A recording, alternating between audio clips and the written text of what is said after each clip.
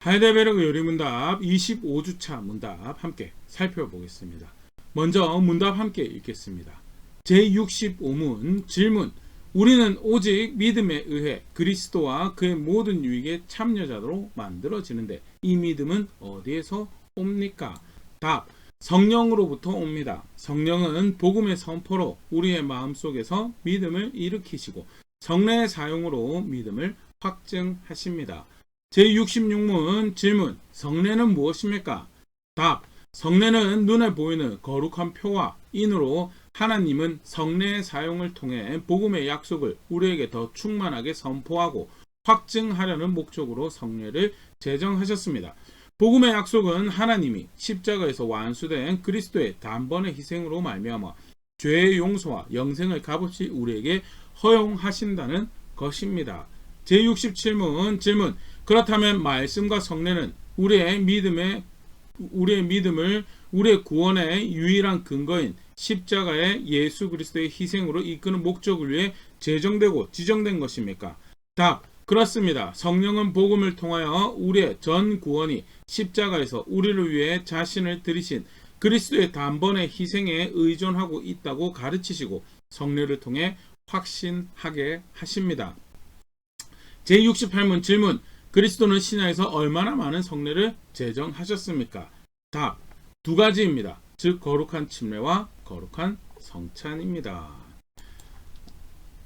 믿음과 선행의 관계에 대해서 우리 지난 시간 같이 함께 살펴보고 그 앞전 시간에는 무엇을 믿는가에 대해서 간단하게 이제 성경을 요약한 사도신경 우리 쭉 살펴봤습니다. 그 이후에 다시 믿음과 선행의 관계에서 행위로 구원받을 수 없고 믿음으로 구원받는다는, 그러면 그 믿음은 어디에서 오는가, 또 믿음을 확증하기 위해서, 또 믿음을 돕기 위해서 하나님께서 사용하신 방법 성례죠. 그것과 관련해서 오늘 간단하게 소개하고 있는 그런 문답 함께 읽어봤는데요. 간단하게 성경에서 가르치는 두 부분 함께 생각해 보도록 하겠습니다. 먼저 믿음의 출처에 대해서. 성경은 믿음이 어디서부터 오는 걸로 가르치고 있는가인데요. 먼저는 들음에서 온다라고 그렇게 가르치고 있습니다. 로마서 10장 17절 말씀입니다.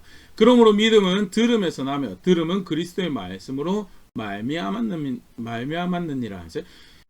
하나님 말씀을, 예수님 말씀을 듣는 것으로 거기서 믿음이 난다라고. 좀 전에 문답에서 있지만 굉장히 우리 믿음을 위한 또 도구죠.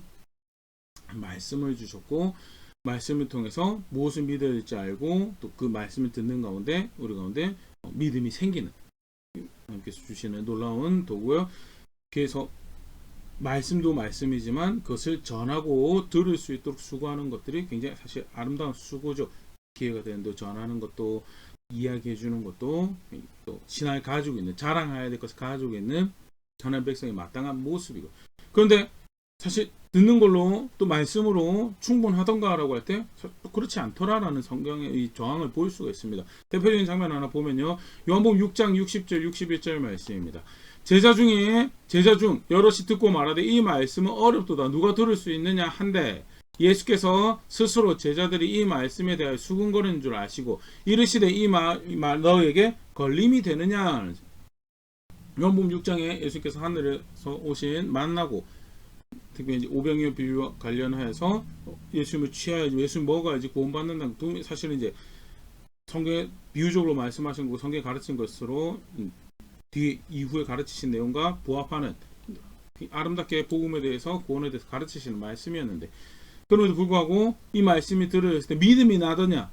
그렇지 않더라는, 오히려 강박하고 완고한 마음을 품고 떠나는 그런 이들이, 그 성경 요한복음 6장 표현에 그런 표현이 등장합니다.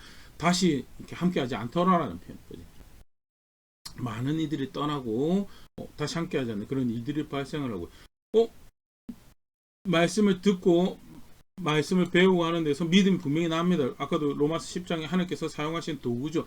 그럼에도 불구하고 그 가운데 들었을 때 받아들이지 않는 경우들이 오히려 마음을 더 완고하고 강팍하게 하는 일도 발생을 하더라라는 것 같이 기억할 수 있으면 좋겠고, 하나님 말씀을 듣는 것 뿐만 아니라 하나님 말씀 들었을 때 개인의 의지를 가지고 믿는 그런 모습도 이제 믿음의 출처로 성경에 소개되어진 걸 볼 수 있는데요. 로마서 10장 10절 말씀입니다.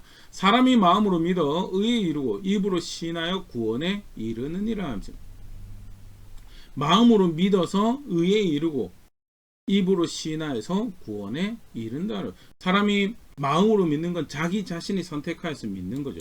자기 자신이 말씀이 주어졌을 때 그것을 받아들이는, 선택을 하는, 그것도 굉장히 중요한 자세로, 물론 좀 이따 바로 보겠지만요, 전적으로 타락했어요. 그래서 어떠한 선한 것도 만들어서 어떤 것도 스스로를 의롭다 할 만한 근거가 되지 못해요. 갈라디아 3장 10절 그렇게 이야기하잖아요.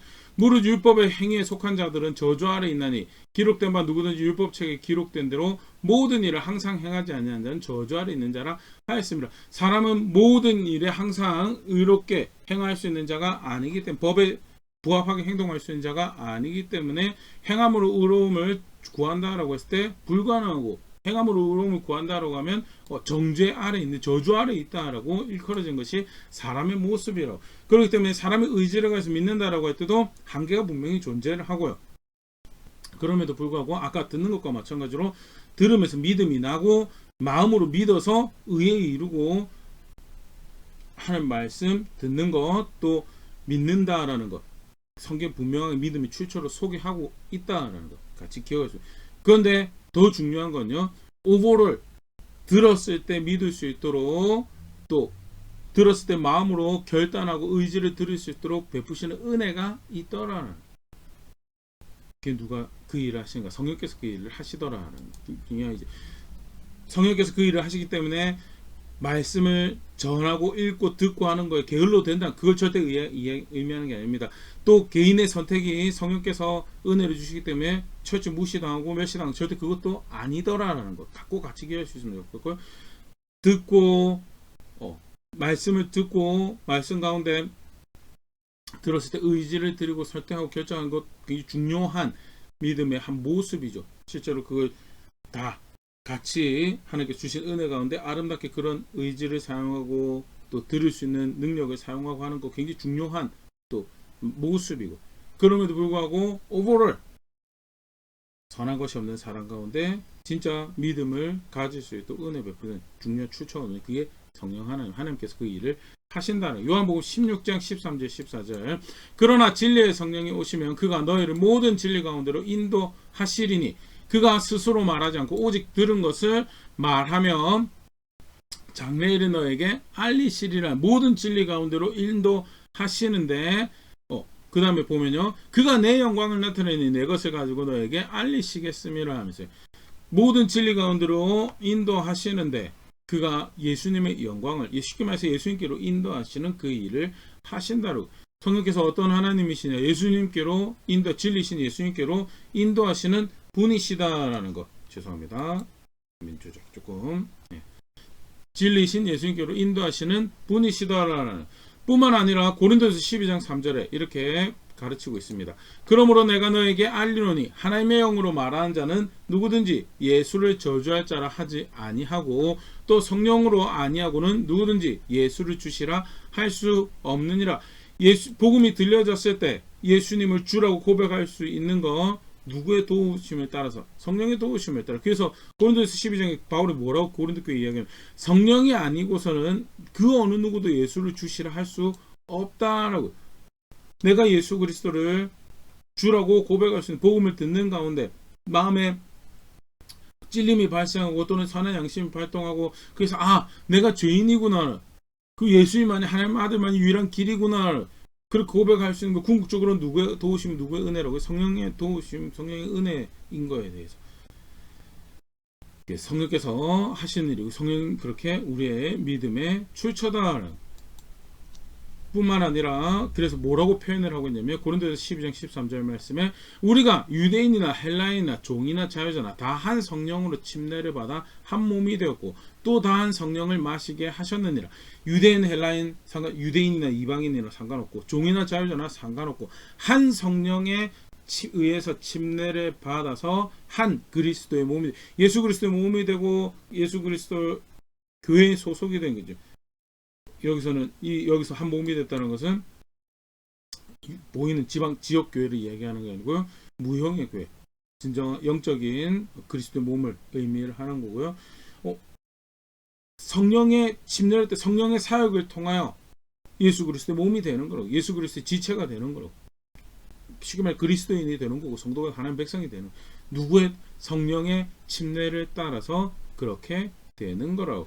뿐만 아니라 성경 표현 하나 더 보면요, 요한복음 3장 5절, 예수께서 대답하시되 진실로 진실로 너에게 이르노니 사람이 물과 성령으로 나지 않으면 하나님 나라에 들어갈 수 없느니라. 물과 성령으로 거듭나지 않으면, 거듭난다는 거 하나님 백성 되는 걸 말한 거죠. 중생하는 거, 하나님 백성 되는 거, 그거 성령으로 난다. 성령으로 난다. 다르게 표현하면 하나님 백성 되는 거요, 예수님을 믿어서 예수 그리스도 사람이 되는 거, 믿는다라는 것 자체가 성령 하나님께서 간섭하시고 성령께서 인도하시고 성령께서 보호하시는 그 은혜 가운데 발생하는 일인 거에 대해서 성경에서 그렇게 가르치고 있는 거 꼭 같이 기억할 수 있으면 좋겠고요. 다시 보면요, 복음을 듣는 거에서 하나님 말씀에서 믿음이 납니다. 이렇게 해서 듣는 거 계속 배우고 하는 거 굉장히 중요한 일이죠. 그럼에도 불구하고 시당초 사람의 마음밭이 사람의 생각이 그렇게 선하지 않더라는 거. 듣는 거에서 믿음이 나지만 또 사람은 그런 존재이기 때문에 듣는 것만으로 불가능하더라. 같이 기억할 수 있죠. 더불어서 또 사람이 자기가 마음으로 의지를 들여서 선택하고 결정하는 거죠. 굉장히 중요합니다. 의지를 들여서 선택하고 바른 거 선택하고 깨달아졌을 때 양심껏 이게 옳은 겁니다라고 선택할 수 있는 거. 그래서 나는 선하지 않고 그는 선하시고 나는 죄인이고 예수 그리스도는 유일한 길이십니다. 그를 보내주신 하나님 아버지가 유일한 구원이십니다. 고백할 수 있는 거 굉장히 중요하죠. 그럼에도 불구하고 사람의 의지가, 사람의 선택이 항상 선할 수 있느냐? 불가능하고, 의지를 선택하는 거 중요하지만 불가능하고, 결국 하나님의 은혜로 성령께서 도우시는 것으로 믿음이 개인에게 생기고 또 고백하고 자라가고 하더라라는 거. 성경에서 가르치고 있는 믿음의 출처 같이 살펴봤고요. 성령께서 그렇게 하나님 백성을 믿음을 가지고 또 믿음에서 성숙할 수 있는데 돕는 목양적 도구로 교회에 허락하신 방편이 그게 성례라는 표현으로 소개가 되어졌는데요. 예수님께서 제정하신 두 가지 성례가 성경에 이렇게 소개되어 있습니다. 마태복음 28장 19절 말씀입니다. 그러므로 너희는 가서 모든 민족을 제자로 삼아 아버지와 아들과 성령의 이름으로 침례를 베풀고, 이제 침례라는 것을 제정을 하시죠. 그래서 침례를 베풀어라, 제자들에 가서 침례를 베풀어라 라고 말씀을 하시고요. 두 번째는 성찬이라는 것이 있습니다. 누가복음 22장 19절 20절 말씀인데요. 또 떡을 가져 감사기도 하시고 떼어 그들에게 주시며 이르시되 이것은 너희를 위하여 주는 내 몸이라. 너희가 이를 행하여 나를 기념하라 하시고, 저녁 먹은 후에 잔도 이와 같이 하여 이르시되 이 잔은 내 피로 세우는 새 언약이니 곧 너희를 위하여 붓는 것이라 하면서 예수님의 십자가를 기념하는, 예수님의 지켜지는 살과 피를 기념하는 성찬을 제정하셔서 예수님을 기억하는 도구로, 이것을 행하여 나를 기념하라라고, 나를 기억할 때 이걸로 나를 기억하라라고 주신 것이죠. 그래서 침례와 성찬이라는 두 가지 성례가 있는데요. 이 놀라운 은혜의 수단입니다. 먼저 침례를 보면요, 침례가 무엇을 의미하는가? 로마서 6장 4절 5절 말씀입니다. 그러므로 우리가 그의 죽으심과 합하여 침례를 받음으로 그와 함께 장사되었나니 이는 아버지의 영광으로 말미암아 그리스도를 죽은 자 가운데서 살리신 것 같이 우리로 또한 생명 가운데서 행하게 하려 함이라. 침례는 무엇을 의미하는가? 그의 죽으심과 합하여 죽고 그의 사심과 합하여 산다라는 것. 그의 죽음이 나의 죽음이고 그가 다시 사신 것은 이제 내가 그의 생명 가운데 사는 겁니다. 그걸 고백하는 은혜의 수단이 뭐냐? 그 침례다는 로마서 6장 5절입니다. 만일 우리가 그의 죽으심과 같은 모양으로 연합한 자가 되었으면 또한 그의 부활과도 같은 모양으로 연합한 자도 되는, 침례는 그걸 고백하는 수단이. 그래서 침례를 받는 자가 본인도 내가 이제 사실 이제 대표적인 모습이 물에 들어갔다가 이제 나오는 건데, 물에 들어가는 것은 죽음을 상징하는 거죠. 이제 나는 그리스도와 함께 죽었습니다. 예수 그리스도의 죽음이 곧 나의 죽음입니다. 그리고 거기서 나오는 것을 통해서 그의 다시 사심이 그의 다시 사심 가운데 내가 생명을 얻고 그의 생명 가운데 연합한 자가 되었습니다. 그걸 침례 참여하는 자가 그걸 고백하는 거죠. 침례 참여하는 자가 그걸 고백하는 걸 통해서 주변에 있는 사람들도 뭐 먼저 침례를 받은 자들은 그 침례를 다시 보면서 아 마치 내가 믿음을 고백하는 건 그와 함께 죽고 그와 함께 다시 사는 것을 의미하는 거지. 아직 정보나 지식이 없던 자들은 침례를 통해서 아 기독교 신앙은 죽고 다시 사는 것을 의미하는 거구나라는 것들을 배울 수 있는 은혜의 수단이 뭐냐? 그게 침례단. 성찬은 무엇을 가르치고 있는가? 고린도서 11장 26절에서 29절 말씀입니다. 너희가 이 떡을 먹으며 이 잔을 마실 때마다 주의 죽으심을 그가 오실 때까지 전하는 것이니라. 바울이 고린도 교회 가르치면서 그렇게 가르치고 있습니다. 성찬하는 걸 통해서 그의 십자가에 죽으신 하나님의 아들을 전하는 것이다. 기념할 뿐만 아니라 그걸 고백하는 행위라는 거죠. 27절 그러므로 누구든지 주의 떡이나 잔을 합당하지 않게 먹고 마시는 자는 주의 몸과 피에 대해 죄를 짓는 것이니라 하면서 그렇기 때문에 이 성찬을 통해서 누구를 기억하고 누구를 기념하는 건 예수님을 기념하는 거기 때문에 이걸 그냥 함부로 단순히 내가 간식 먹는 것처럼 대하거나 그렇게 해서는 안 된다. 분명히 경고하는 거죠. 28절 사람이 자기를 살피고 그 후에 이 떡을 먹고 이 잔을 자기를 살피고 이 잔을 먹고 이 떡을 성찬을 대해 왜냐하면 이 성찬은 그런 의미 참여하는 자로 하여금 그런 의미를 가지고 자기 나를 위해서 죽으신 내 죄를 대신 지시고 나 대신 피를 흘리시고 나를 정결하고 깨끗하게 하신 하나님의 아들을 기념하고 기억하고 그래서 내가 그 안에 있음으로 해서 의의 도구로 살아가야 되는 그 모든 정황들을 다시 한번 기억해내는 도구가 뭐냐? 그게 성찬이고요. 더불어서 29절 주의 몸을 분별하지 못하고 먹고 마시는 자는 자기 죄를 먹고 마시는 것인 그것으로 뭘 또 하냐면 주의 몸을 살펴요. 1차적으로 주의 몸은 자기 자신이 될 것이고 근데 그 앞에 자기 자신이 얘기 그럼 2차적으로 뭐냐? 교회죠. 함께 떡을 떼는 모든 이들이 사실은 그리스도의 몸에 참여하는 이들이죠. 그리스도의 몸에 참여하는 이들이기 때문에 고린도 교회 편지할 때 이 성찬에 대해서 가르칠 때 배경이 그렇습니다. 자기 자신은 성찬에 대하면서 감동을 받는데 먼저 홀라당 다 먹어버리고 뒤에 함께 참여하는 사람들이 고려하지 않는 배려하지 않는 그런 모습에서 왜 함께 떡을 떼는 지체들은 생각하지 않느냐는 왜 함께 떡을 떼는 지체들이 그래서 자기 자신을 살피는 것과 더불어서 몸된 교회를 살피고 내가 그 교회의 일원인 것을 함께 고백하는 시간이 그게 성찬이죠. 그래서 성찬은 절대 개인의 사실 굉장히 감동적인 예식이죠. 나를 위해서 죽으신 예수님을 성찬만큼 뚜렷하게 기념하고 기억하게 하는 은혜의 수단이 사실 예수님께서 제정하신 것이기도 하고 굉장히 훌륭한 아름다운 도구입니다. 근데 그거를 이제 가끔 개인의 목적을 위해서 개인이 내가 이렇게 하면 감동이 되고 감격이 되고 그런 용도로 주신 것이 절대 아니다. 실제로 그래서 성찬을 하는 걸 통해서 우리 좀 전에도 봤지만 바울은 자기를 살피라고 전혀 그리스도의 머리가 그리스도가 아니에요. 여전히 자기 마음대로 살아가고 그렇게 해도 될 것처럼 아무런 거짓이나 불의함이나 그걸 삶의 방편으로 삼는 거리낌도 전혀 없고 예수 그리스도 주가 되시는 거에 대해서 예수 그리스도 같이 더 거룩해 야지 더 정의로워야지 더 정직해야지 더 사랑해야지 그런 것 그 어떤 도전이나 기준 그런 것 전혀 없고 그냥 날 사랑하신 예수님 절대 그렇게 될 수 없대. 자기를 살펴야 된다. 분명히 가르치면 자기를 살피는 도구가 되어야 되는 것이 뭐냐? 그게 성찬이고요. 자기를 살필 뿐만 아니라 29절에 그리스도의 몸도 교회도 살피는 함께하는 지체도 살피는 우리가 한 팀이구나 한 몸이구나 내가 그 몸의 일원이구나 라는 것을 기억하는 수단이 뭐냐? 그게 성찬의 그런 은혜의 수단으로 주신 예식이 침례와 성찬이다는 그걸 통해서 예수 그리스도에 대한 믿음을 더욱더 굳건히 하고 확증하는 그런 이 도구가 되죠. 중요한 건요. 이게 도구라는 이걸 보조하는 수단이지.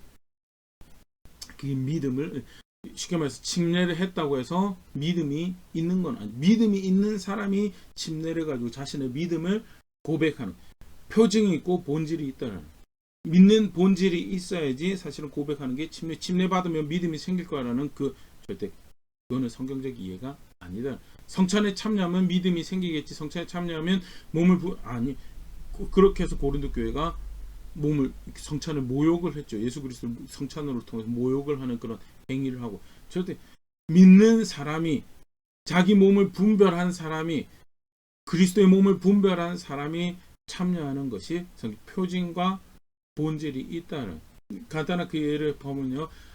구약에 할례라는 예식이 있었죠. 할례라는 예식이 표징으로 주어집니다. 창세기 17장 11절 너희는 포피를 베어내라. 이것이 나와 너희 사이의 언약의 표징이니라 하면서 언약이 여호와 하나님이 나의 언약의 하나님이고 내가 그의 언약의 백성이구나라는 것을 상징하는 대표적인 사인이 뭐냐, 표징이 뭐냐, 증거가 뭐냐, 할례였다. 17장 14절 할례를 받지 아니한 남자 곧 그 포피를 베지 아니한 자는 백성 중에서 끊어지니 그가 내 언약을 배반하였습니다. 심지어는 할례를 받지 않은 사람 죽이라라고 명령할 만큼 굉장히 강력한 표징에서 그러면 할례 받은 사람은 다 하나님 백성인가?